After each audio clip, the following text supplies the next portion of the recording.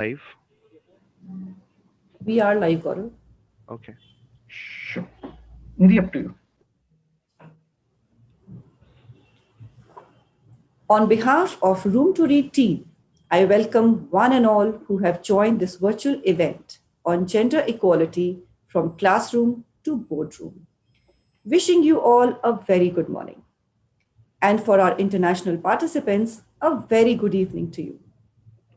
Before we start the event, I'd like to quickly share a few housekeeping rules for everyone. The audio and video options are disabled by default. This is to ensure that there are no disruptions during the webinar. We strongly encourage you to engage with the panelists during the Q&A session, and you can use the chat option on Zoom for that. In case you have trouble with audio, we request you to please disconnect and rejoin. Also, we are hosting this session live on YouTube and Facebook via the Room to Read pages, in case you feel more comfortable joining there. Now that the housekeeping rules are aside, I'd like to start off with borrowed words from the former First Lady of US, Michelle Obama, who said, "No country can ever truly flourish if it stifles the potential of its women and deprives itself of the contribution of half of its citizens." The hour long webinar today tries to bring experiences of women leaders on the table to chart out the pathway of creating inclusive workspaces for women and strengthening the gender parity in organizational leadership. To formally initiate the proceedings of this virtual event, I now invite our country director, Saurav Banerjee. Saurav has close to 25 years of experience in the elementary education sector, working for government, non government, and donor organizations. As head of the organization, he has been instrumental in shaping the growth of Room to Read in India and scaling up of its programs in collaboration with the government. It is my pleasure to invite you, Saurav, for the inaugural address and laying the context for today's discussion. Saurav. Good morning, everyone. Welcome all to this webinar today to celebrate women leadership. And on the occasion of the International Day of Women, we welcome you all again to celebrate with us on this occasion.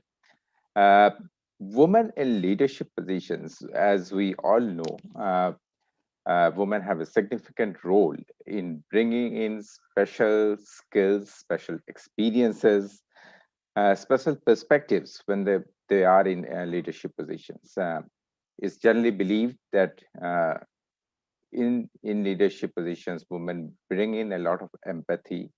They bring in more democratic approaches to decision making, and we all know that in boardrooms women are supposed to uh, be bringing in a lot of different perspectives in decision making, in policy making, and generally tend to make policies and law decisions which are more people friendly.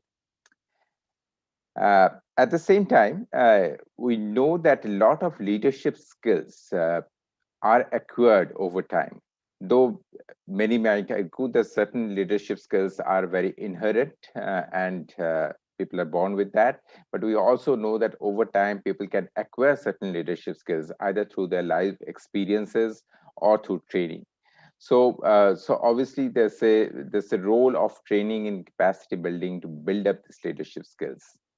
Room to Read, as many of you know, work in the area of girls' education has been one of our primary areas that we work in. And in our girls' education program, we have focus on life skills. And life skills, we look at life skills as key skills that children need, girls need, to resist their barriers to education and to negotiate key decisions in life. And leadership skills, no brainer, is one of the key life skills that we train girls on. So today on this occasion, I think we will take this opportunity to talk to a few women leaders who have charted their own path and have reached highest levels in the organization, and would like to learn from them what their journey has been and what role education has played in honing their leadership skills. So that is the brief context of today's webinar. And I know it's a 1 hour session, so time is very short and I won't go on for more. So on to Nidhi for the rest of the webinar. Thank you. Thank you, Saurav, for setting the context for the discussion. And now we move on to the keynote address of the day. Our guest speaker for the day is Roshni. Hailing from Tilda Block in Raipur, Chhattisgarh, Roshni, a grade 9 student, raised her voice against the institution of child marriage in her village. When Roshni got to know that her neighbor, a 15-year-old girl and a classmate of Roshni's younger sister, was to be married off, she decided to act. Roshni began by talking to her parents about this and got their support. Then she approached the village sarpanch and tried to put a stop to the wedding. Despite all that, she realized that the marriage preparations were in full swing. And this is when Roshni approached her social mobilizer, who suggested that she report the incident on Childline, which is a toll-free child helpline number, and ask the police to intervene. Thanks to Roshni's efforts, her neighbor's marriage was called off, and she can once again now pursue her studies. Roshni, please आइए.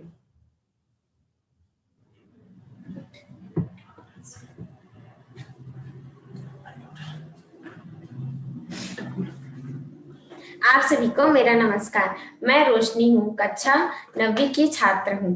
बालिका शिक्षा कार्यक्रम से 2017 से जुड़ी हुई हूँ। बालिका शिक्षा कार्यक्रम में जुड़ने के बाद मैंने लक्ष्य बनाना सीखा। मेरा लक्ष्य है पुलिस बनना। मैं अपने लक्ष्य को पाने के लिए पूरी मेहनत करूंगी।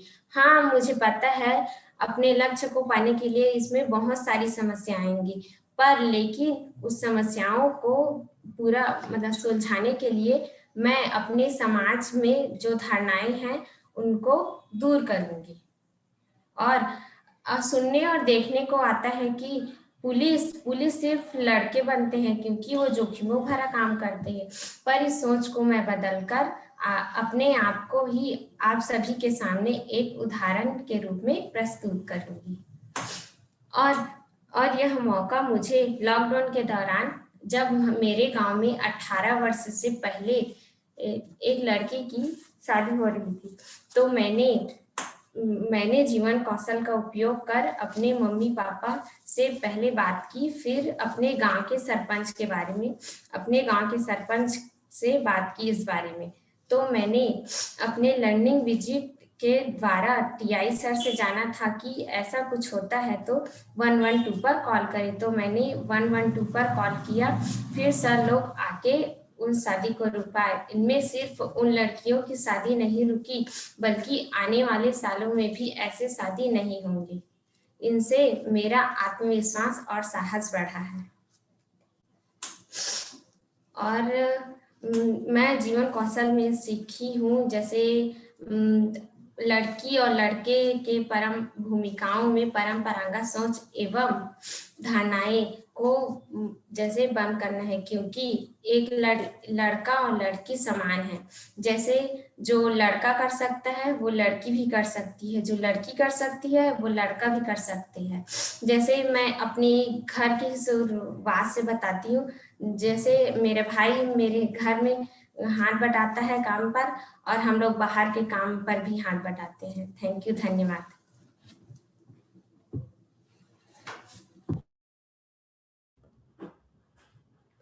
थैंक यू रोशनी, आप सच में हम सबके लिए एक मिसाल हैं। There are many Roshnis in India who are writing their own success stories. But yet, at the same time, many women today are being deprived of equal opportunities because of their gender. To further the discussion today, Let me invite Nini Mehrotra, Senior Manager, Girls Education Program, India. Nini will be moderating the panel discussion with distinguished panelists comprising of women who have managed to beat the odd gender disparities in their professional life. Over to you, Nini. Thank you, Nidhi, and thank you very much for, yes, right. So thank you very much, Nidhi, and for inviting me to start our panel discussion. A very good morning to all of you who have joined us today. और आप सभी का आज की बातचीत और चर्चा में बहुत बहुत स्वागत है। आप सब ये जानते हैं कि हम आज यहाँ 8 मार्च के उपलक्ष्य में इकट्ठा हुए हैं, बिकॉज रूम टू रीड ये पूरा हफ्ता एक तरीके से वुमेन्स डे वीक के रूप में सेलिब्रेट कर रहा है। 8th March is also a day that marks the struggle women have taken to better their lives across the globe and fight for the fundamentals, as we all know. So March 8 represents that struggle which has gone on and which is ongoing, जैसा हमने रोशनी के साथ भी सुना। धन्यवाद रोशनी, बहुत ही प्रेरणादायक sharing आपने की, आपने अनुभव को शेयर करने के लिए। और इस अनुभव के जरिए एक्चुअली उन इश्यूज को रेज करने के लिए जो आज शायद काफी लोगों को, हम सब में से, थोड़ा असहज भी बना देते होंगे। Issues of child marriage, issues of early marriage, issues of violation of child rights for a country who is, which is constantly trying to be in a position of a global leader. So these are also real issues from the ground, and we see, and the many young girls who are actually taking leadership in their own lives and for others to combat these issues. These issues were relevant actually a century back, and they are still relevant a century later. Shapes have changed, forms have changed, but we see how relevant it is even today to talk about these issues. And before we get to our panelists, I would like to, like all of you, to recognize that what we are contributing to today are discourses around wider issues of gender disparity, plus a constant need to challenge the present, challenge the status quo we are a part of. We also need to remember that there are several things, as far as women's rights are concerned, which may look very natural to us today, but that they have been fought for by several women across centuries for several years. So जिन चीज़ों को शायद आज हम taken for granted लेते हैं, वो basic rights भी एक बहुत ही लंबी बैटल के बाद रियलाइज हो पाए हैं. Whether we are talking about, a 1983 New Zealand, where the women got the right to vote after a lot of campaigning. Whether we are talking about the USA of 1920, where again women had to struggle a lot to get their right to vote. Whether we are talking about the women's right to inherit property, or we are talking about the transgenders community right to vote, or we are talking about the woman's right to drive on the road. So you see, all of these have been made possible through a long history of struggle, through a lot of rights that have had to be asserted because they weren't real at several points in time. So there is a constant need to engage, with the question of gender equality, reflect on our situation. And that is what we hope to fuel with this platform today. And I'm very, very happy to have a power-packed panel.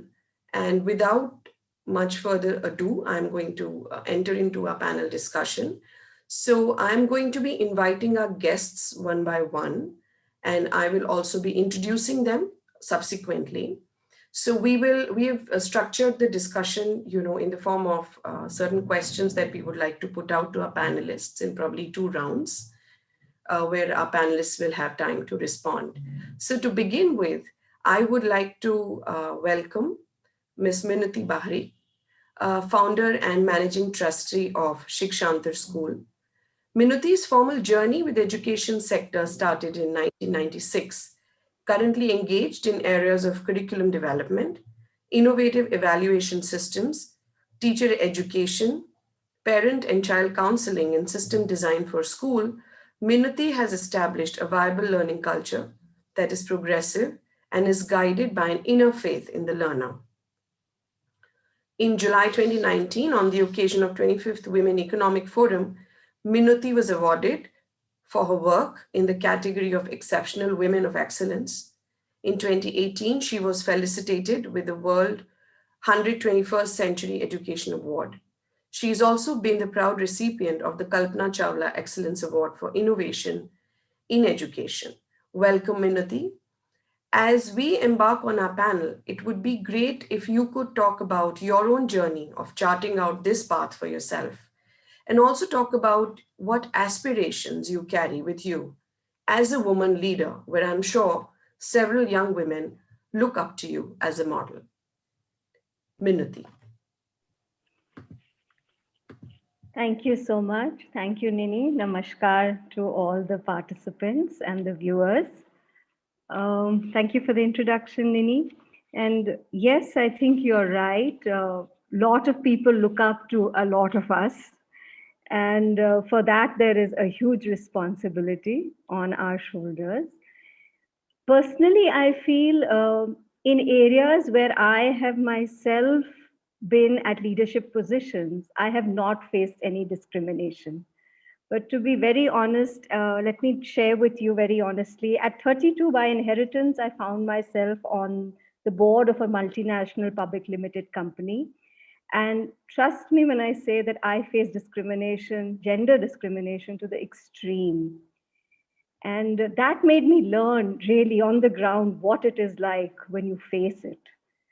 And now, as a person in a responsible position, I think it's very important I find it very important for us to create safe spaces for women, where women feel that they are recognized for who they are, where they are appreciated, where input is put into their development, their contribution matters, and it is a safe space for them to share anything that they may want to share without any biases and without any preconceived notions. And I would say that's not true just about women. We also try and create a safe space in Shikshantar, even for men, because men also face a lot of discrimination and preconceived notions about masculinity. So we try and we are making attempts in that direction.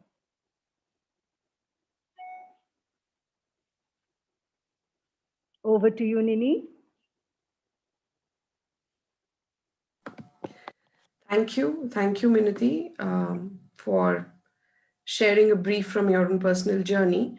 What I'm now going to do is I'm now going to introduce our second panelist, Ms. Sungita Kumar. Sungita is the global delivery leader for global banking and markets operations within Global Business Services. She is responsible for leading and managing operations for many of the bank's largest customers. Sungita has over 25 years of experience in the banking and financial service industry. Before joining Bank of America, she spent a decade with BNP Paribas, where she managed large corporate relationships. Prior to that, she worked at the Tata Group. Welcome, Sungita. My question to you would be that as a leader in an investment bank, how do you look at the gender disparity in the leadership positions in the corporate sector? And if you could share with us what have been your experiences and what is your take on the issue? Yeah, sure, Nini. Thank you, and I hope I can be heard. Right, so Yes. Good morning, everyone, and welcome to this webinar. And thank you, Room to Read, to really have us all here. It's very interesting to hear some of these perspectives, and Roshni was a great call out there, right? Actually thinking that we sit in our little worlds, thinking that it's all hunky and dory, and it's not really, or when you look at the ground level. However, just to reflect on my journey, I think it's never really a smooth ride. I think it's also about part of the problem lies in ourselves personally, and part of it is also what the environment around brings you. When I reflected on my career in that sense, I feel at some point in my career, I had that emotional integrity to say that I want to grow, I want to be a leader, I want to do this, right? Once that, sorry, I'll get some water. So I want to get that acceptance. Once that happens, really, you then grow on from there to challenge any barrier that comes in your way. You need to dig deep and stay in the game. There will be challenges, there will be things that will pull you down, there will be failures. I think, but that drive in you to continue on is an important element of how you personally manage yourself through these careers, to these barriers, really, if I say. In the corporate world, we really look at problems of women moving out in the mid levels, right? So you start off very well. You have a situation where your starting base of women is very good in the initial periods. And then you see people dwindle out, the leaking pipeline, as they call it. There are opportunities there because I think we as leaders or we as organizations miss out that thought process of saying leadership is not just about acquiring skills, right? It is about adapting. It's about changing your whole mindset. And that happens through a period of time, through opportunities where you bring those opportunities and you allow for those failures to happen, but you continue to provide that safe base for people to have a safe environment to do these things, right? I think that then continues to aspire women to chug along and stay tuned into their careers. Otherwise, people just drop off because that's an easier opportunity or that's an easier path out. So creating that easier path will allow organizations to continue to plug this leaking pipeline, I would say. I think a couple of other things is, you keep hearing about lack of networking, the big boys club. You tend to not have the right level of advocacy in a little bit still man world in the corporate sector.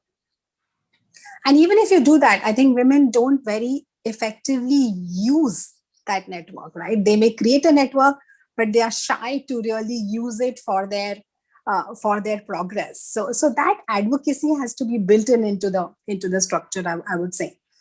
And then thirdly, I really felt that when there is also a conflict with the way you're brought up. Maybe there's a societal pressure there as well.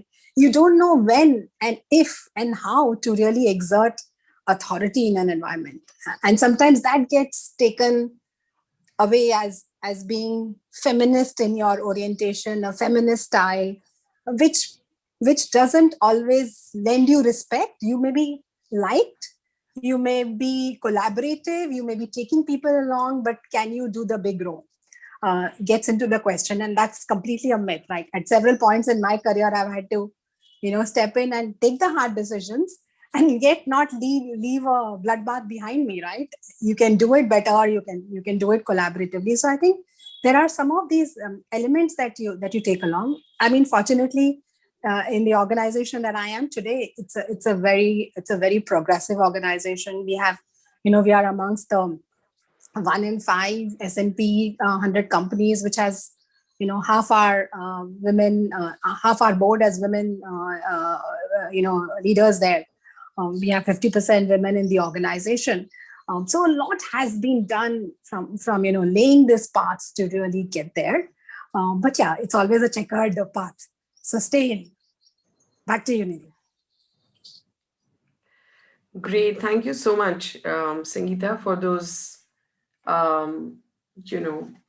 the things that you mentioned. And it's interesting where you bring in how probably we are brought up and the issue of lack of inability to use networking effectively. I hope we have time to come back to that point, because I think that's also a point that our learners and our audience may find of practical utility.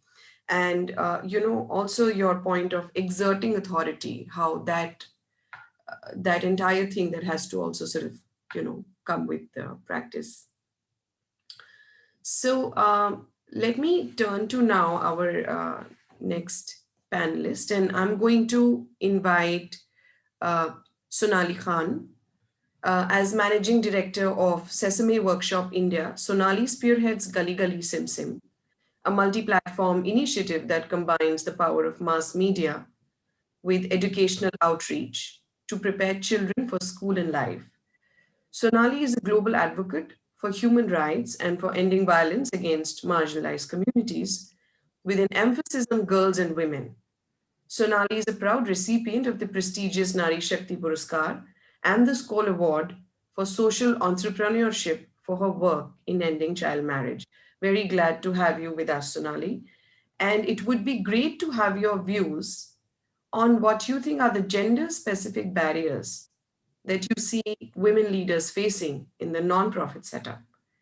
And what is your own assessment of why do they experience these barriers? It would be great to have your reflections, and also if you can bring in aspects of your own journey as a leader. Thank you, Nini, and good morning to everyone. It's really a pleasure to be on this panel. And, this is an issue which is very close to my heart. And I want to begin a little bit reflecting, taking off from an incident that happened in my life. So it was probably my first job interview, and I was probably I was finished my MA. And there was a mock boardroom session, and I was sitting on there, and this was a young guy from a management institute who asked me, so madam, now that you're married and you have children, how will you manage your work-life balance? And I was absolutely stumped because in my head, I was, remember, idealistic, 23-year-old, grown up in a family where I could speak my mind, never thought that, this would ever pose a problem to me. So I sort of answered him, but I never got the job. That was my first experience. But it set me thinking that, would you ask this question of a guy that, hello, Mr. X, after you get married and have children, how are you going to manage your work-life balance? What are those compromises will you make? Will you be able to work late? We never start asking those. So this was where my journey started. And subsequently, of course, life took over, and I worked for women's rights organization, assumed roles of leadership. So it's been, and I was a journalist before this, which was again a very interesting journey because we knew when we were leaving home, but we never knew when we were coming. I was a TV journalist. It was a tough life, and it was for both men and women. But so it's been sort of an experience of work life. And then, of course, assuming roles of leadership. Leadership, as I would say, is a journey of self-awareness. What we say, आत्मबोध, जहाँ आपको लगता है कि आप एक leadership role में हैं, जहाँ आप नेतृत्व करते हैं, जहाँ आप risk लेते हैं, आप decision लेते हैं. It's also an expression of ambition. It's an expression of giving direction. एक तरह से आप receive करते हैं direction, एक तरह से आप direction देते हैं. It's a journey of all of that.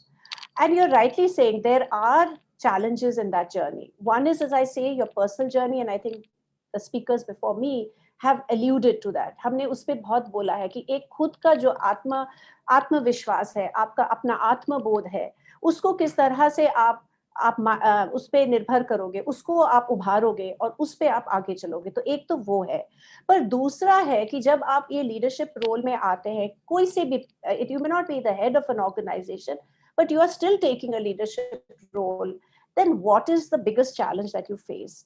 One of the things that I really feel is, I know Saurav said that women display some really what we call characteristics of being democratic, empathetic, and so on and so forth. And I completely agree with that. But that sometimes works as a disadvantage as well. Because when we want to take risks, when we want to carve out a new direction, we receive a lot of pushback. So I would like to say that as we define women's leadership, I would love to have all of those adjectives जिसने आपने सब बोला, which qualify a facilitative leadership, a leadership that has empathy. But I want to define a woman's leadership that is competitive, that is ambitious, that can take risks, that can carve out a new path and journey. In that is where I think we need to have a holistic understanding of women's leadership. Back to you, Nini. Thank you, Sonali. Thank you for sort of making that conception of women leadership more wholesome, more rounded, and getting sort of other adjectives also on the table. Thank you for that. And I'm now going to move on to our next esteemed panelist, and I'm going to invite Vandana Ramchandani. Vandana Ramchandani is head of corporate philanthropy for Bloomberg in Asia Pacific. Vandana oversees corporate philanthropy across the region, focusing on addressing unmet needs in the communities, leveraging Bloomberg's unique insights in data, news, and innovation to ultimately improve lives. With more than 20 years of experience in the financial service industry, Vandana has held leadership roles across various departments in Bloomberg. She is on Bloomberg's Diversity and Inclusion Council for Asia Pacific, a frequent speaker at conferences on leadership and talent. Diversity, equity, and inclusion are topics close to her heart. A very warm welcome to you, Vandana. And, I was actually also reading up and brushing up my data, and I landed up on the Bloomberg Quint side and, pulled out some interesting set of data on. I would really, really like your reflection, not only on that data set, but also on issues that are indicative from there. And this is, what I read, that women accounted for 17% of board directors in Nifty 500 companies as of March 2020, compared with 15% a year ago, according to a report by Institutional Inventory Advisory Services and SBI Mutual Fund, where we also know that, there was recognition placed on this article that a lot of these improvements have been driven by regulatory efforts. We also know that there is a lot of ground that still needs to be covered. Trends have been similar across the board. For instance, I was reading up, while women enter the US companies at roughly the same rate as men, experts say that their ranks grow thinner. As one of our panelists was also referring to, Sungita was talking about it, it grows thinner at each step up in the corporate ladder. We would be keen to know what, in your view and experience, are the issues here. What are we looking at? Over to you, Vandana. Thank you. And namaste, and I'm so excited. Can I first say how excited I am to be here today? Because the India, I grew up in, I don't remember seeing such platforms. So thank you for Room to Read. I think this itself is progressive. The fact that you've reached out to corporates and governments and partners and, put together this platform. I think a lot more of this kind of stuff, of conversations need to happen to create awareness, as a lot of the speakers before me have said. So I'll take a couple of minutes just to share my journey. I was born and brought up in India. I moved to South Korea and then Indonesia as a trailing expat wife. So very, very hard to find a job. आपको पता ही होगा Asia में, but particular India में, as a woman's role is primarily expected to be that of a homemaker, so especially if your husband is doing well, right? Like can take care of you. फिर जरूरत क्या है कुछ और करने की, मतलब चलते बनो. But I was very committed to growing my career, and even after having a family, taking on additional responsibility, relocating. I'm based in Singapore now. I just think that as speakers before me and have spoken, and I think Nini, you as well mentioned, right, that some of these barriers are really societal expectations and the stereotypes that we live with, right? So I think बहुत कुछ अपने पे भी निर्भर है. We have to make smart choices, जैसे रोशनी ने बनाई. We have to speak up and surround ourselves with people who are supportive and progressive and inspiring, right? And फिर you have to prioritize and create a balance that works for you. And अभी किसी ने बोला, right, that half of the issue is अपने, it's in your head. So breaking the glass ceiling within yourself, right, as a woman. And then I think if I reflect on my own journey, there is definitely self-doubt. I think the imposter syndrome is real. I remember when I took on the role of the APAC Global Data Manager, which was to lead over 250 employees across 14 locations, or I stepped out to be the chair of the Singapore Office Committee. And they were the first time that a woman was going to be doing those roles, right? I don't know why it's a big deal, honestly. I don't know why we objectify and put people in boxes, but that's where we are in this journey. So I think I was quite nervous about the step up. But there's a lot of support. So I think women just need to believe in themselves a little bit more and find mentors and be somebody. Sungita, I think, talked about the networks, right? I think we struggle, at least I struggled with networks. As being a woman from India, jisne kabhi dekha nahi ki you go and have a drink after work, or you go and have a coffee during work. Matlab kaam karo, ghar jao, you've got kids, you've got, in-laws, expectations. So how do you navigate that and find time for yourself and actually build that network? Because wo network bahut zaruri hai.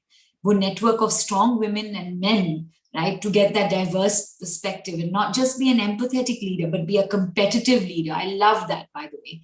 And not kind of working with gender biases, right? But just being yourself and being authentic. I am a woman. I'm a mother. I think that's my proudest role today, but I'm also a leader and I will give it my best to make sure that I'm the best leader out there, right? So wo network banane ke liye, you have to prioritize yourself. And I think that takes a little bit of deliberation and your own balancing. Then you made a really interesting, you shared a very interesting stat, right? Around how the Nifty numbers are increasing and we've gone from 15% to 17%. I actually think that, we have to create accountability so that companies and boards are held accountable. I know you said regulators, right? But I think that we need regulators at this stage, right? I hope that we won't in the times to come, but I think where India is on this journey, we need the exchanges, the regulators, the shareholders, and also the investors, right? That to kind of come to the table and say, this is a non-negotiable goal, right? Of moving towards gender inclusion, if not parity at the most senior levels, right? Like, and we talked about the squeaky or the leaky funnel. I think Sangeeta mentioned it. There's got to be more programs because hota kya hai ki at the time where a woman is rising, right, in her career, it's often the 30s. Usi waqt there's a lot of pressure to have a family, to get married. And so there's often a conflict. So we have to create safe spaces where women can take risks. And create programs. I mean, honestly, I don't think we're at a stage where we don't need structured approaches. Abhi, we are not at a stage where, it's okay, ki, like I think somebody said at the beginning where she was asked, like, now that you've had a child, right, how will you carry on? I mean, we still get those questions. So I think the structured programs, creating spaces where women feel empowered to share and take risks, and also creating that accountability through public disclosure. Because I think there is nobody like the investors who can hold public companies more accountable. I mean, I want to say, I mean, you said at Bloomberg Quint. So we have, I mean, that reminded me, actually, we have the Bloomberg Gender Equality Index, which is comprised of companies that meet that minimum threshold of disclosure and best practices. And it includes, talent pipeline, board inclusion. And we have a lot of great companies in India like Tech Mahindra, Infosys, I think Dr. Reddy's, who are a part of this. Right? We have over 300 global companies. So there are Indian companies. Why are there so few? So I'll leave you with that. Thank you very, very much for those igniting words.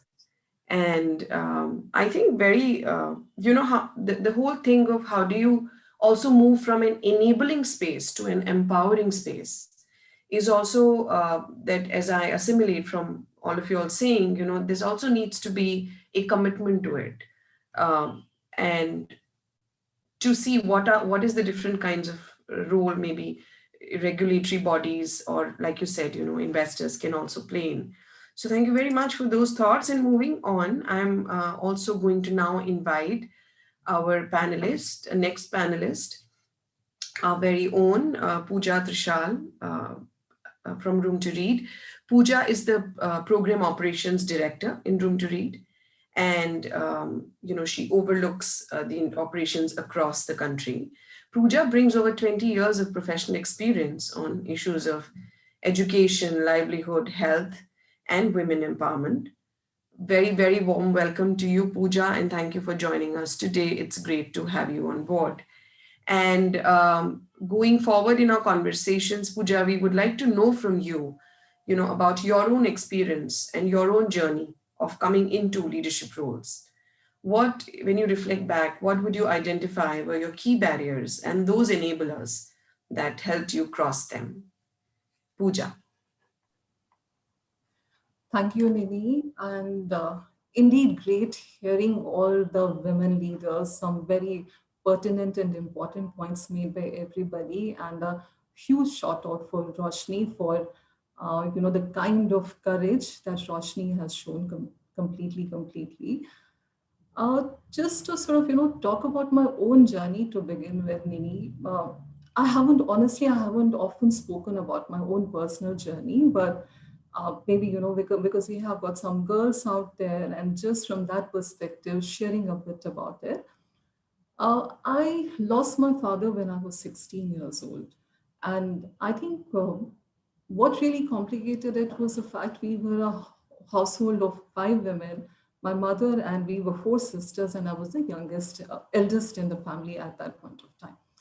Now, the various barriers, one is trying to break in that entire journey. If I try to look at them, the first one was, the whole struggle of, get married now kind of a thing at the age of 16. And I think my mother really stood very strong because she herself had got married at 15 to say, no, I would want her to complete education.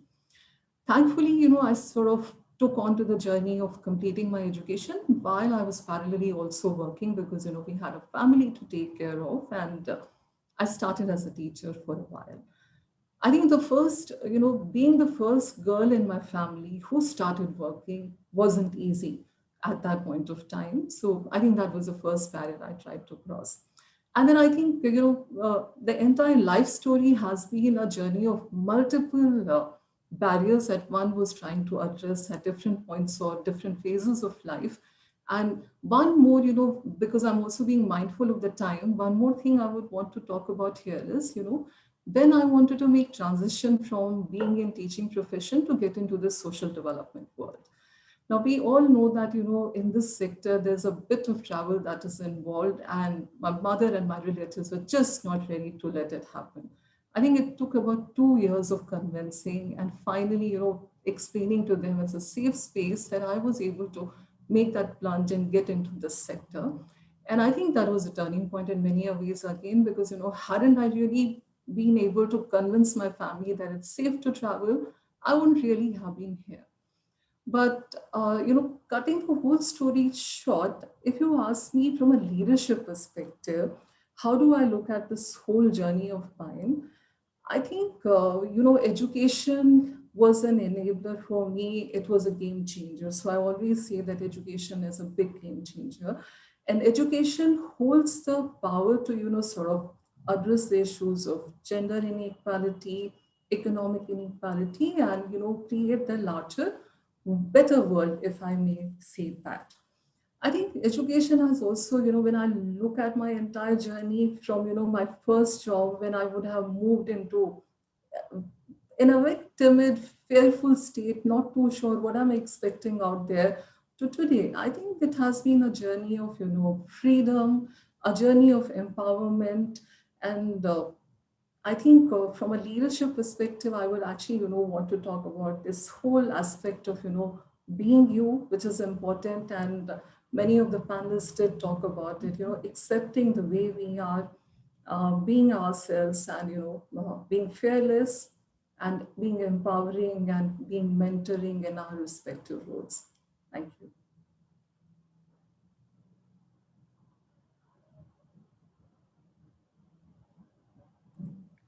Thank you, Pooja. Thank you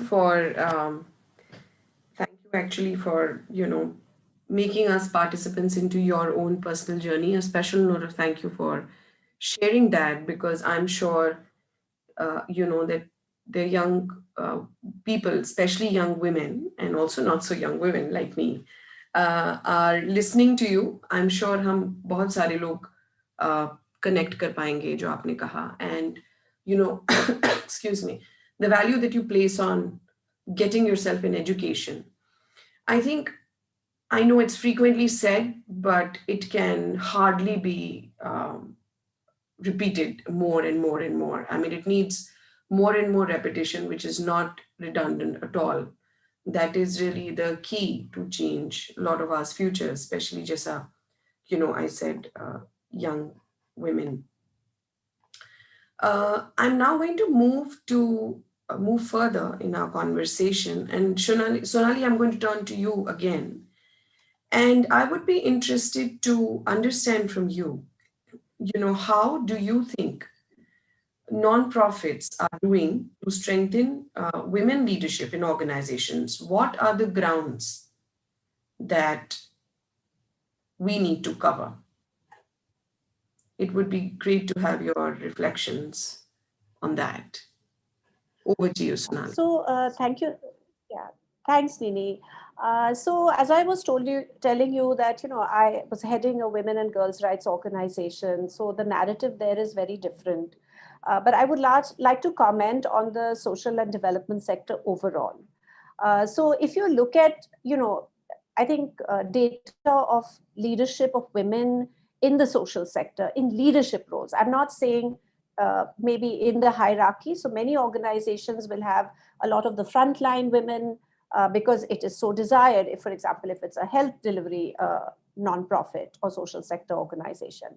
So, but how many women are there actually spearheading those organizations, lead in leadership roles? I think that's the question on the table.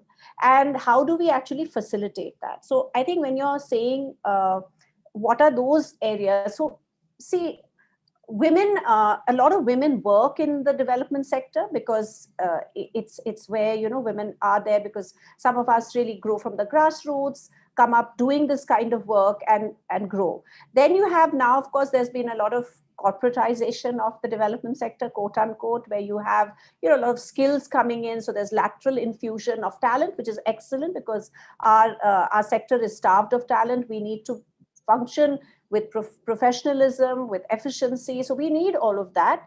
But where I'm coming to is that if we really want women who have, say, for example, come into the sector, and speaking more specifically to the rights-based sector, we really need to help develop that leadership. And I go back to a point, it's not just about skills. It's really about bringing in women in a way that they can take on, I would use the role of like management, organizational responsibility, not just a functional role. So there's a little bit of differentiation, and I want to sort of focus there. So if we want to really bring women into the leadership, I think they have to come into what I would simply put as decision making. This is very, very critical because often decision making is centralized, it's not delegated. There are levels of responsibility on people, but accountability, again, is a very nebulous term. So if we really want to pull out one aspect, Nini, here that I would like to emphasize is women in decision making. It's not so much as that, I have a managing director position and I have a, senior manager or whatever that wonderful designation is. Do I get to make decisions across the leadership levels? If I'm at a manager, senior manager, whatever it is, because often enough, this is where we get hit. And I think this is not just for women. In many places, a lot of junior staff may also say that decision making is centralized, but this is particularly felt for women. How do you take decision and how do you be accountable for that decision? What's the level of supervision?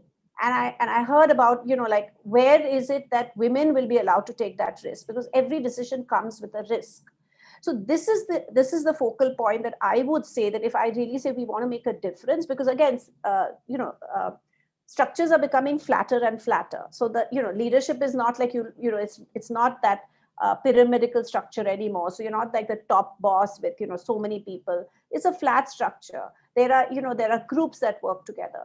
So in those groups, how do women exhibit that leadership? And I would just pinpoint this one fact. And how do you enable women to take that decision? And I just want to reflect on one thing. If you look at women overall, even in our cultural situation, decisions are made for women. Yeah, as a girl, as a wife, as a mother. These are very respectful positions, quote unquote. But someone makes your life's decisions for you? So as you assume leadership roles, I would say both in personal life as well as in a professional life, this is one thing that you have to respect, that if a woman is making a decision, she has thought about it. She has been very, very analytical about it and can go ahead with it. And I really wanted to quote an example here. It's kind of related. Maybe it's a little bit of a stretch of an example. Like if you look at women borrowers, like in the whole microfinance industry, everybody loves giving loans to women because they're seen as the best, who pay back, right? Who are responsible. So in one way, you attribute so much of responsibility to women, but in another way, you don't want to value their decisions. So that's the only thing, Nini, I would emphasize on, that if you really want to enable women's leadership, let them make the decisions. And, you will be guaranteed with just amazing decisions. Right. Thanks, Sonali. You actually are also sort of bringing in that aspect of commitment. So not only to, start with the finished product of having all the skills, including the skill of decision making, but also to, to create ways for women to get there, because probably this is not an area which they are expected to grow into from day one. But as with everything, practice makes perfect. So as I understand, you're also talking about a certain commitment for, creating this enabling. Is that the right way to interpret, Sonali? No, absolutely. It is the right way to interpret it, because, just to say, just to add a word, that lack of discrimination doesn't necessarily generate a leader. Like if I think about my childhood, I was never discriminated. In fact, I think we got all the opportunities, but I think challenges make us leaders. When you face those challenges, when you take those risks, you really shine. So it's not that make my life easy from go. That's not what we are asking for. So somehow, I don't want this conversation to say that when we are saying about equality for women, just make life easy and we will just shine as stars. No, that's not what we are saying. What we are saying is that, we are there for the challenge. We are there for the crisis. We are there for the risk taking. And we are committed to this. So you're very right, Nini. That's what I'm trying to sort of lead us into. That it's that, if just because sometimes I feel that we just heard Roshni, she's just, we would have loved to have her not face that situation. None of us want anybody to undergo this kind of challenges. Different, Pooja expressed her own challenges in life. None of us wish this on anyone. But those challenges made us shine as well. Yeah. Women who have never faced challenges may not even land up doing anything. So I'm just saying that, there is no thumb rule for any of this. We need a commitment. And I think singularly, give us an opportunity, we need to grab it. So, I love what the panelists have been saying, that we got, if this opportunity was given, and I think, sorry, I'm just, Sangeet, not Sungita, sorry. I think Sungita probably mentioned, no, Vandana was saying this, that she was managing 250 people. It's an opportunity that was offered, and there was a structure, right. There was all that, you have to just grab it. So yeah, to your point, I think a lot of it is the opportunity, but in many cases when it comes to women, it is our own motivation. Thank you, Sonali. Yes, the importance of, I think, importance of not only an enabling environment, but also opportunities to actually grab that possibility of making a decision and then keep making decisions and keep making decisions and getting better at it. I'm now going to move to you, Sangeeta, and I will be, very interested to also hear from you. What, in your view, are the kinds of initiatives that can assist more women to reach to their potential in an office setting? That's one part of my question, and it will be great to have you elaborate on the earlier point that you were making, that at times women also, it'll be great if they learn how to effectively use networking, because sometimes they may feel shy from, they may shy away from using networking because they're also coming from entire cultural background, and what value is placed on assertion, what value is placed on passivity. So all of that also complicates it for them. So I would love you to, to share your reflections and thoughts around these two pointers. Over to you, Yeah, Sangeeta. sure.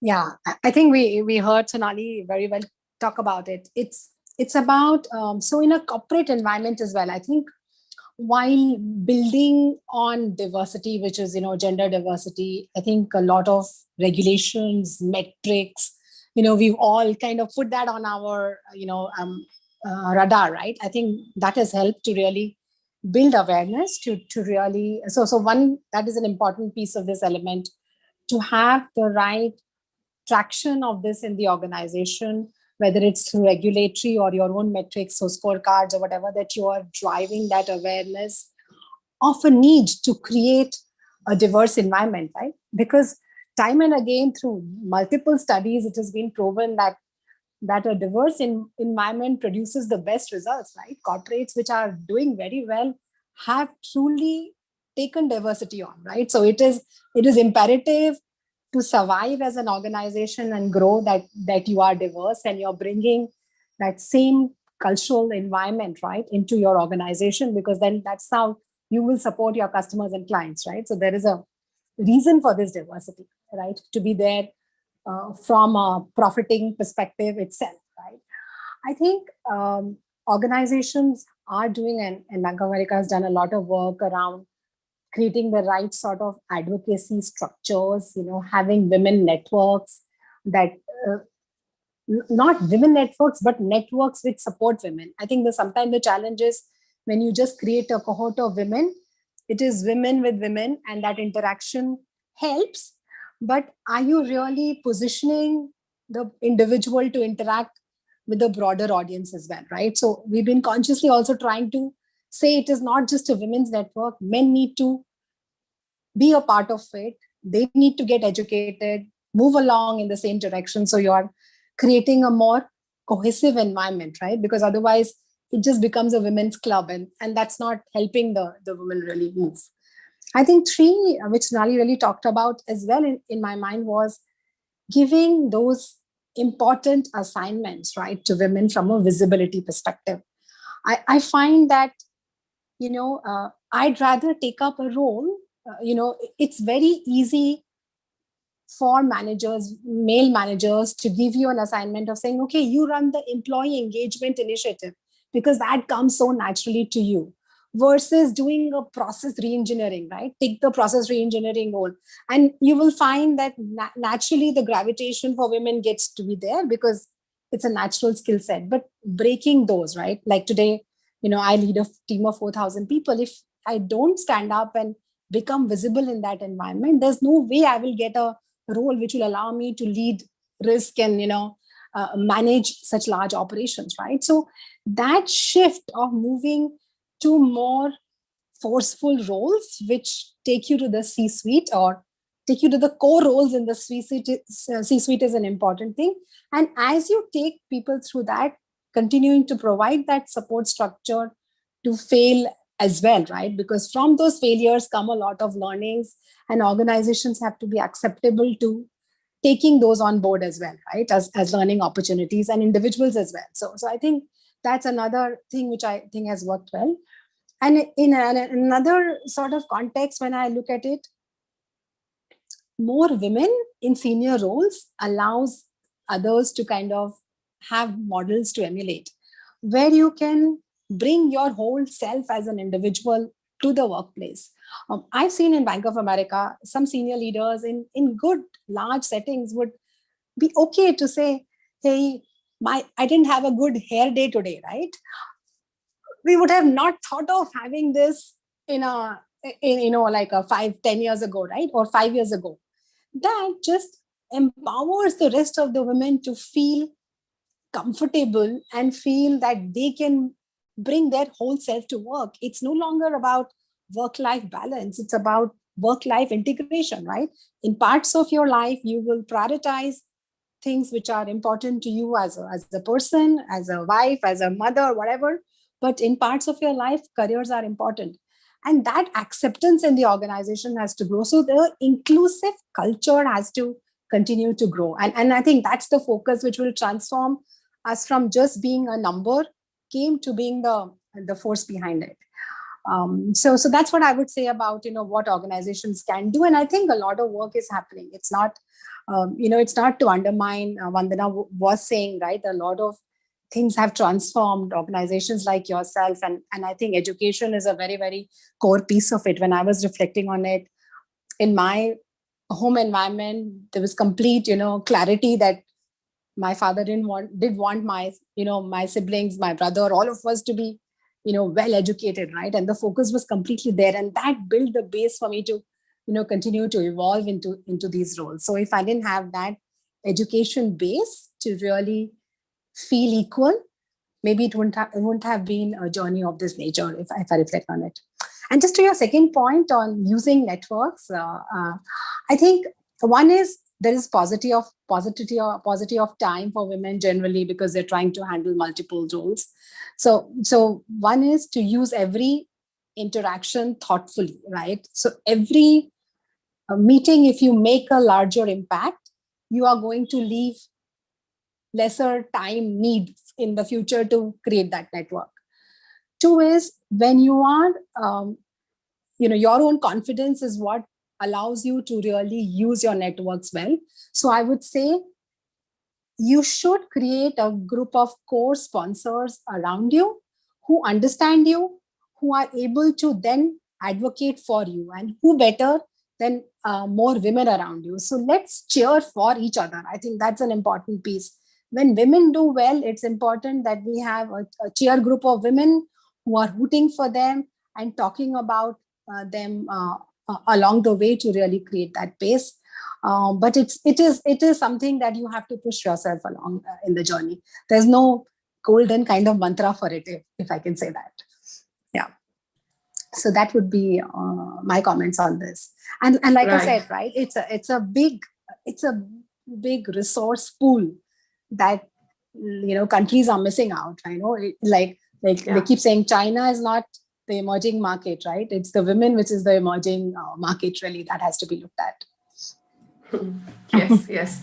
That's also like a perspective that inspires a lot of people to even walk towards the commitment that we were talking about, where there are studies which say that if women come on board, then your GDP multiplies so many times. Or if all the women across the globe are to be a part of gainful employment, then this is what the positive impact of the GDP on the GDP is going to be. So I guess whether you're in this school or that school, the idea is to understand that the ambit has to be widened. But maybe we can also, so I just also want to touch upon, during this conversation that you're having about leadership, and I'm going to move to different levels of leadership I'm going to invite Vandana for that, but just, before a reflection also, so we are also taking some reflections from the audiences that are seeing us and, trying to participate with us. So I'll also try and integrate those questions as I put certain questions out to all of you panelists. So one of the reflections that's also coming on from our audience is that, we also see the female labor force participation in gainful employment dipping down. And it's interesting because, if we see girls are faring better than boys in reading, or in examination. There are more girls today in the, the colleges and institutions of higher learning, and we are seeing less women entering into the labor force. So that's another sort of statistics hovering around, trying to tell a story. So just wanted to, bring that in, Vandana, as I pose another question to you, which, one of the audience is also trying to get a response on. And I'll be happy if you would like to speak to both of, this data as well of female labor force participation. But the question really is also about your views on strengthening leadership across levels within an organization. If there are any sort of must do's or mustn't do's in this process that you've identified. Over to you, Vandana. Thank you, Nini. I think, you make a great point about the workforce piece and the labor market piece, because before COVID, so I want to put that caveat out there. I was looking at the stats, right? We were bringing a program around Girls Take Finance to India, and more women in India were graduating on a year-on-year basis. The trajectory was like this, but the number of people joining the workforce was actually going down. So it was just, quite mind-boggling, honestly, that more women are being educated. I'm not saying that we are anywhere close to where we need to be, but the numbers are positive and they give you confidence, yet less are. So that really, brings us to the point of the ecosystem, right? And I think what Sonali said really resonated with me, because a couple of points taking from what both Sonali and Sungita have said, and to build upon that, right? I think it's the ecosystem. I think education is really important, right? Which is why the girls' education program like yours is so critical. We have to educate, because education levels the playing field.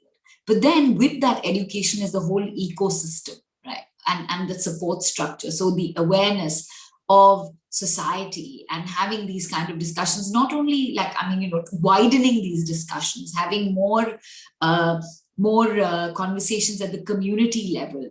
So mothers feel empowered to support their daughters, but fathers, as Sangeeta said, right? Her father said there's going to be no difference, and he gave them that level playing field, which is where, and I feel very privileged because my father never put any boundaries. Wanted to do my master's, that's what I was going to do. There was no curtailment. There was a lot of ecosystem support.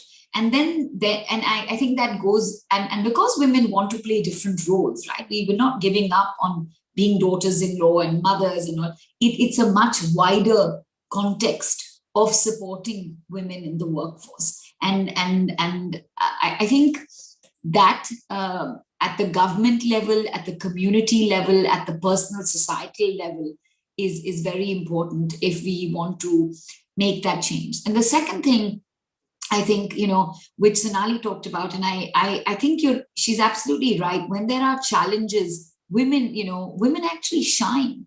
So the obstacles actually make us step up and, come out and do things differently, because we are naturally great at multitasking. We are born that way, right? We've had no choice. We've had to make the chai and then run and take the bus and then come home and do the work and then perhaps help mom with the whatever. We're very good with multitasking. We're good with prioritizing. We just have to make that leap forward of applying the same skill set in a boardroom or a work context, right? And so I think when there's an obstacle, we are actually very creative. We are problem solvers and we can do it. I think we just need, if I was to look back at my journey and those around me, what is the one thing that we could do more is to give them the confidence. And that I think comes from the networks and brings me to my second point, right? The question you were asking around the levels and, what we can do at different stages. I think building confidence in women and letting them believe in themselves more, because I think sometimes women unfortunately underestimate, guesstimate, double think, will I be able to do this? How will I manage? And sometimes you just have to leap in. There's a lot of stats. I think Sheryl Sandberg has said it, right? That men will apply for a job if they have 60% of their skills, and women, even if they have 80%, will think twice, right, to go and put up their hand. So how do we help them, make that leap and give them that confidence? And I think in that perspective, I think it's the creating the environment. It's authenticity. I think Sungita talked about it. I think more role models, more aspirational, people to look up to, but also calling out things. It's not just about a hair day, which is, I think, amazing. But we used to have a lot of male leaders say, I'm going to go and watch that rugby game with my boys now, right, in the middle of the day, because that allows you the safety net to then be able to say, I need to go and do this and attend a PT or whatever you're trying to do to balance your life and prioritize, right? So being allowed to bring your whole authentic self, which is not only for women, I think it's for men. So I think gender neutrally, we need to create those inclusive environments. I think at the beginning of today's discussion, we were talking about how boys are struggling too in this new world where women are charging ahead, and coming at them is important. I'm sorry, I don't know if you heard that. That's my daughter calling me. So to pause that. And the second thing is, I think we need to create programs not only at the boardroom, at the senior level, right? We need to create programs at entry points, so we don't have that leaky funnel. So when women we've seen that women tend to leave more between the 2 to 5 year point, right? And that's just at the trajectory. So how do we create programs where there's sponsorship, where there's sharing, where men and women are advocating for women when they're not in the room, right? And again, Sangeeta said that it's about going prepared into those meetings and leaving a mark.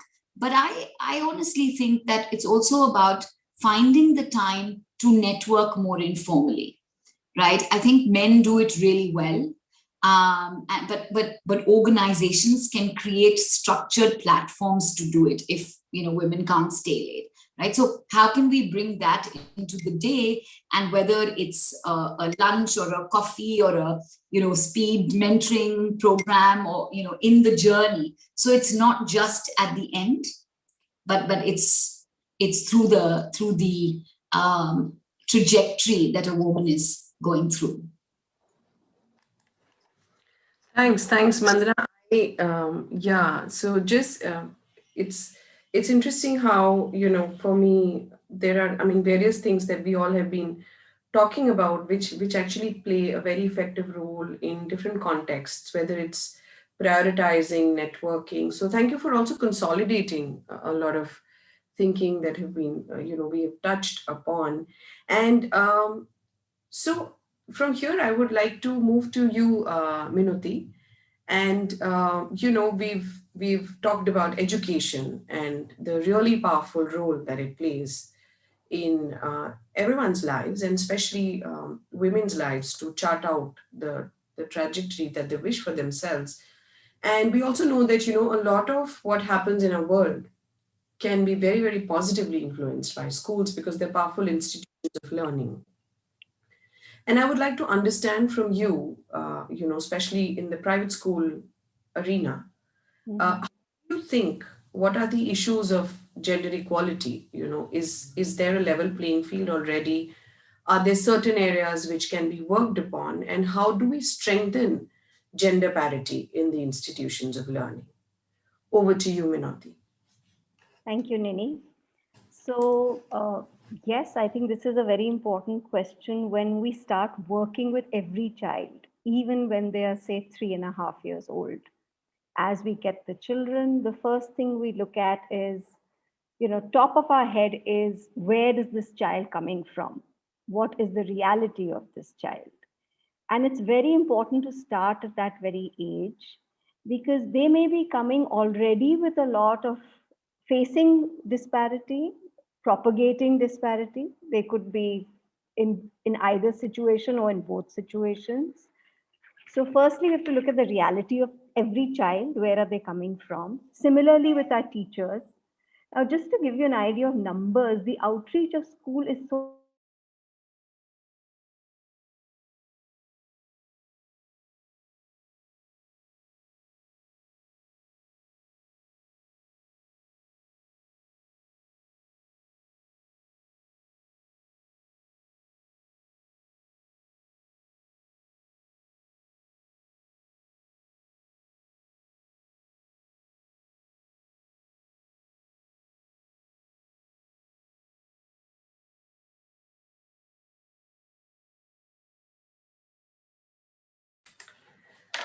So I think we'll just hang on for a minute as we get the streaming back. Can you hear me? Yes, Minuti, we can hear you now. I think it got, so I don't know where it went off the air. So you had actually just started saying that, when a child comes, then the first thought in the head is what's the child's background and how are they a part of the inequality sort of process. And then we lost you. Exactly. Okay. Yeah. Recap what you said. Yeah, that's the first thing that we start with. What is the child's reality? So then know where are we taking the child? Because there has to be a growth for the child, so and like one of the panelists said, autonomy is very important. So what is the growth map for that child? Where are we looking at that child going? What are the challenges? What are the transformations? What is going to contribute to that transformation? So school becomes a very important place in terms of numbers. If I look at it, just to give you an idea, we are a medium-sized school, so we have like 25 to 28 in a group and 5 sections. So we have about, say, 1,700 students. But the outreach per student, the people I reach to directly, is about 8 per child. And that is how, because there is the child, there is the sibling, one sibling, there will be the parents and the immediate grandparents. So, right, so if there's 1,700 students, we are about 275 teachers and about 85 other team members, so about 2,000 team members. So our outreach is 16,000 people every year, every day, 365 days a year. So the school is a huge place of work for any kind of parity. One is it's very intimate. See, it's very personal. I can get into the family, I can get into the background of the child, which I cannot do anywhere else. It's also very formative, as you know. And when the child comes to school or when a teacher comes to school, he or she is coming out of a very set environment into a new environment where possibilities exist. So that makes a lot of difference because the work that can happen with them is very real work. You can take them from here to here in a very concrete way, right? And so these are some of the factors. And when you're asking about, I think schools are really in that way game changers in influence. They're huge influencers, huge influencers.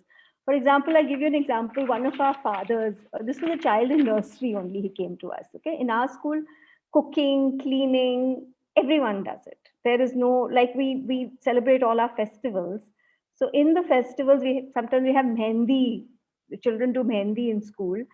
Whether it's a boy child or a girl child, they're all applying mehendi. There isn't this disparity that boys don't do it or girls don't do it. So from a young age, they're exposed to that equality. And when we have cooking, whether it's laddu making for Janmashtami or for Eid ke liye aap sevaiyan bana rahe hain, या कोई भी festival के लिए जो जैसे कभी salad बन रहा है, सैंडविचेस बन रहे हैं, सब बच्चे बनाते हैं. So we actually had a father who came to us at a nursery level, just child was 6 months into school. And he came and said, thank you for bringing this into my child's life, क्योंकि हमारे घर में सिर्फ औरतें ये काम करती हैं, आदमी लोग नहीं करते. And I have a boy child जो अब किचन में जाता है, कहता है मुझे रोटी बनाना है, मुझे बर्तन साफ करने हैं. तो वो एक बिल्कुल shift हो गया है, and in a very gentle, soft way, without blaming, without any kind of, there is no this versus that kind of a game or happening.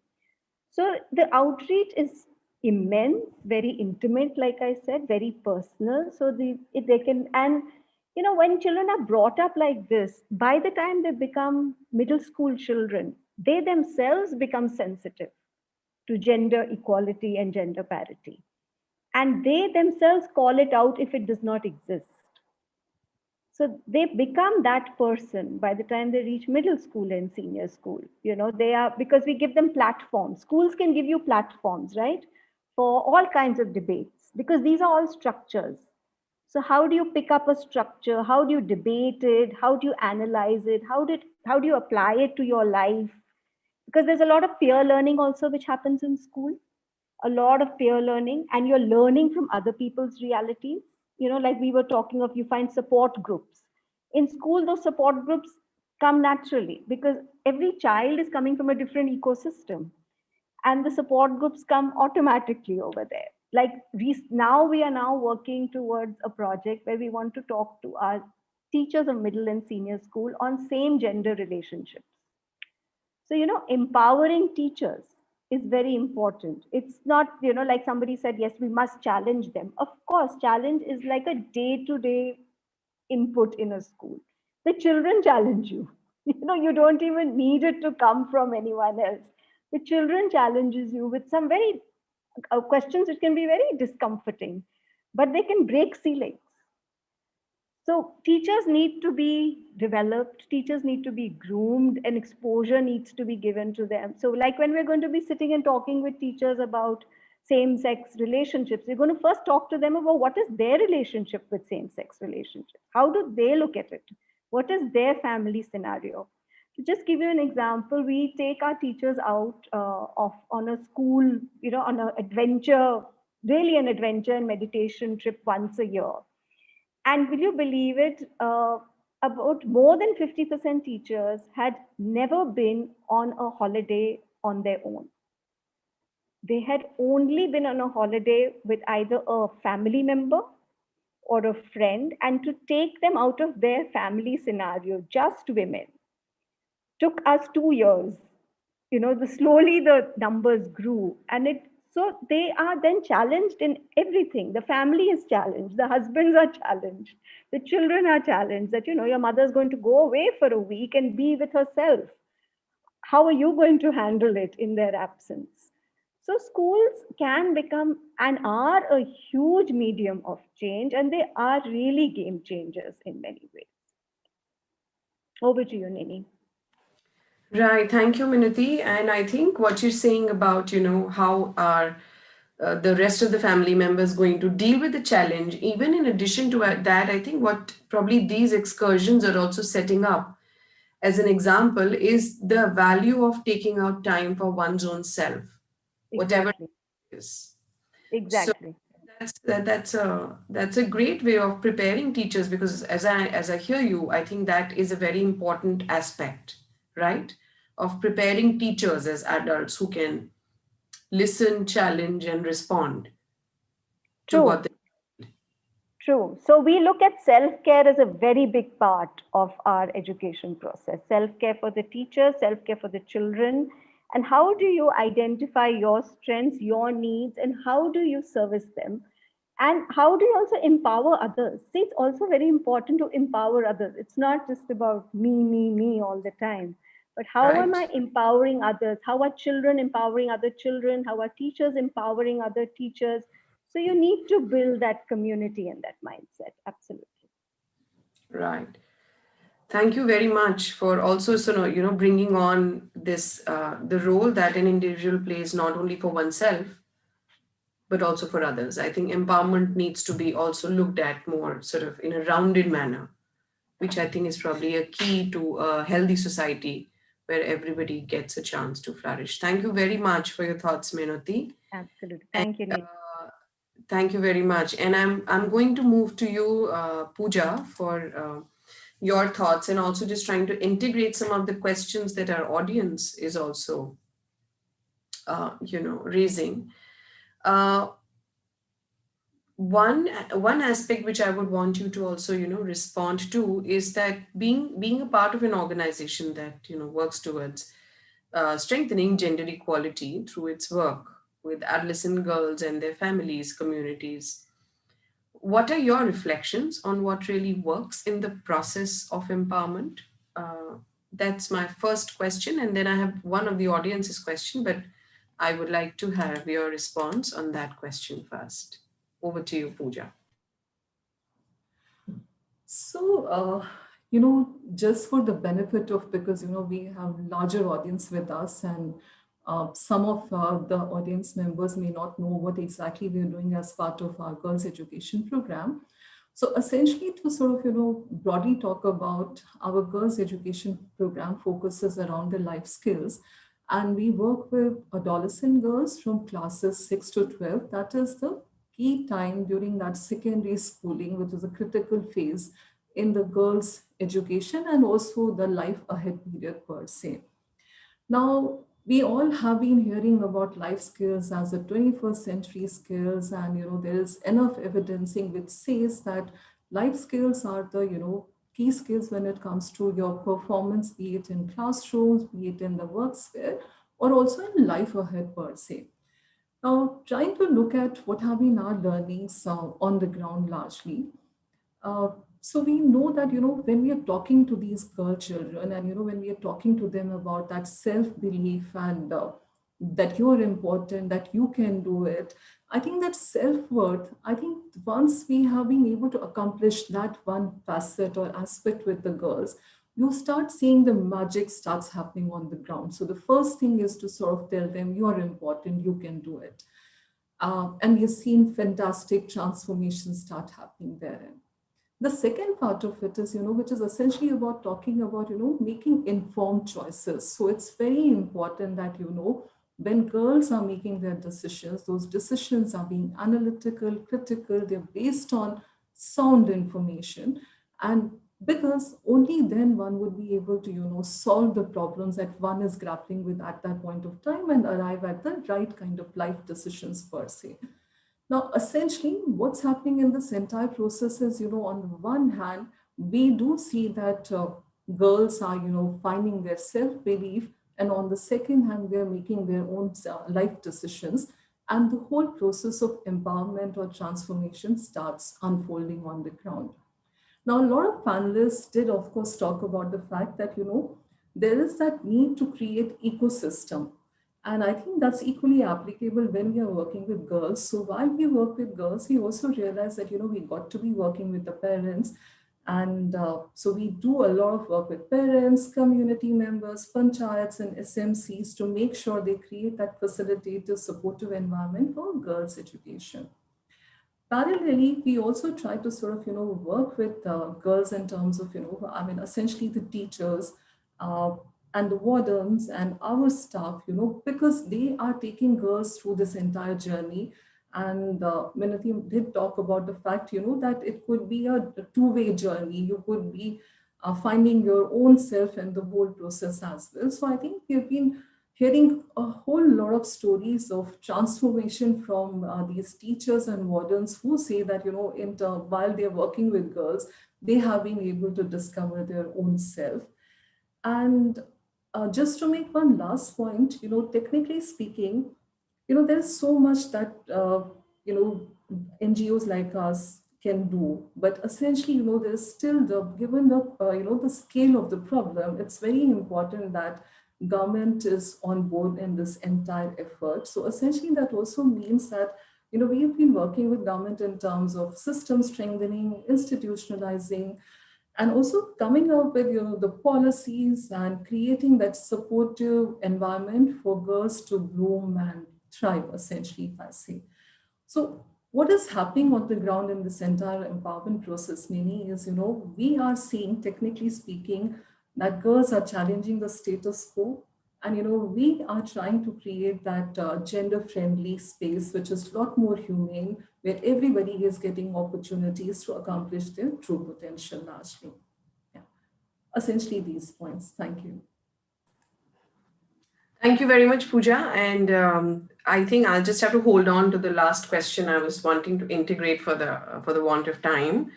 But I hope that audiences have found it useful that we have tried to integrate the questions that they were raising by the side. Thank you very much to all the panelists. It was, I think for me, it was just simply super hearing all of you. And some of the things that I would just want to, key things I would just want to mention, all of you all spoke about the safe spaces, about the opportunities that actually need to be really, grabbed and also offered for women leaders across levels to really do it, to get into that role, to warm up to that role. We also talked about, this entire, the importance of building confidence in them to take on what, they aspire to. And also very important, I think, this entire thing of building the ecosystem so that there isn't the backlash, because some backlash can really pull you down. So the whole importance of, the ecosystem and the support network. And just to add to this, I think for my own self, I have really been able to look at this imagery of a superwoman with 10,000 hands trying to do everything. I personally am not somebody who celebrates that image because I think it's not humanly possible. But from this panel, what my own takeaway as well, especially in terms of articulation, many of you have done, is the idea is probably not to be able to, hold everything all the time, but the importance of prioritizing and to do that within one's personal as well as one's professional space. But thank you very much, and it's been exciting. It's been really wonderful for me to engage with all of you, and on behalf of Room to Read, thank you very much for taking out the time. Over to you, Nidhi. Thank you, Nini. And a big thank you to all the panelists for this wonderfully engaging and an extremely meaningful discussion. I'd now like to request Purnima, Deputy Country Director, Room to Read India, to please come and deliver the vote of thanks. Thank you. Purnima.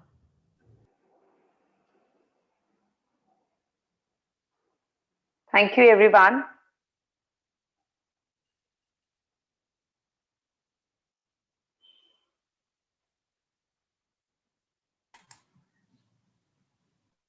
Thank you, everyone. I just think, Nini, you summarized it really, really well by really talking about, some of the key takeaways. I think they are all, the same key takeaways for us. And it was a very, very reflecting discussion, very powerful discussion, I would say, talking about exerting authority from being authentic and how one needs to just look for that challenge to be really proving that leadership role. And I would not really take a lot of time from each one of you.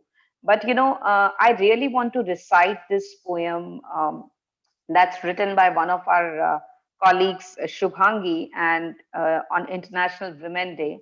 And I would just close with that poem you would like to hear, and it's very powerful. तूफान है तू शक्ति है, बेड़िया चाहे तुझको रोके, पिंजरा तोड़ तू उड़ती है, नारी तुझ पर गर्व है। तूने न रोके रुकती है, मशाल सी सुलगती है, कुदरत का कमाल है तू, जीने की मिसाल है तू, नारी तुझ पर गर्व है, तुझसे हर दिन पर्व है। आसमां से तू चीखती जा, बस तू खुद की सुनती जा, सीने में एक आग लिए सबसे आगे बढ़ती जा, नारी तुझ पर गर्व है, तुझसे हर दिन पर्व है। With this, I want to thank each one of you, all the participants, all the panel members for such an insightful discussion. We really apologize to the audience कि आपने बहुत सारे questions पूछे और हम सबका जवाब नहीं दे पाए, but we will try to respond to questions separately on emails through personally reaching out to you. But thank you. This event was very successful because of all your participation and engagement. Thank you so much. With this, we can leave. Thank you.